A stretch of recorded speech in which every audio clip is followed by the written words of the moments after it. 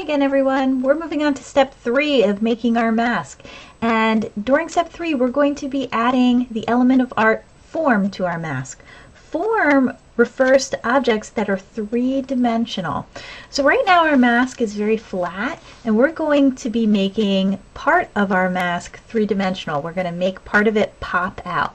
So the very first thing you're going to have to do is look at your mask and try to find an area that you think will look really awesome if it's popped out.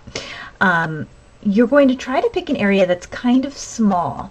So I'm looking at this mask and I think probably the eyes would be a good spot to make pop out because those are kind of small.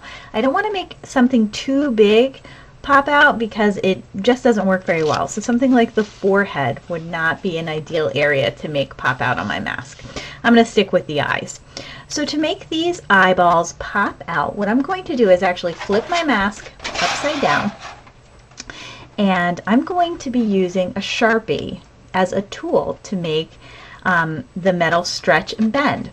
I'm actually going to use the end of the Sharpie, the rounded edge right here of the Sharpie, to make this metal bend. So I'm going to take the Sharpie, hold it backwards, and I'm going to hold my hand underneath the metal.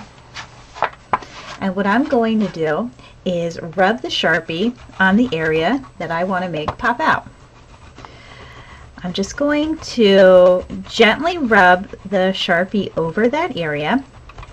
I like to go up and down, and then side to side, and then sometimes I go in a little bit of a circular pattern. The reason I go in all three directions is because I want the metal to smooth itself out as it stretches.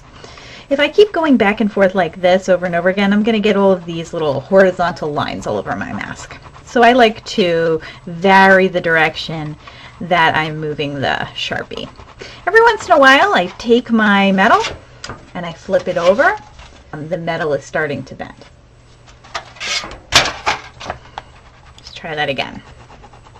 You don't want to press too hard, and you also don't want to stretch the metal too much. If you press too hard or stretch the metal too much, you may get a rip in your metal. So that's really starting to look pretty three-dimensional to me. So I'm going to move on to the other eye. Put this back over. I have my hand underneath, and I am going to use my Sharpie back and forth over this metal, side to side, up and down, and in a circular pattern.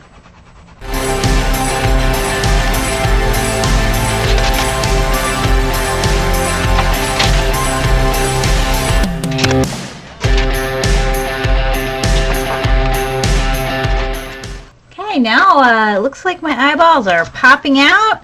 They are going into the third dimension. They're not flat as a pancake anymore, and I'm ready to move on to my next step.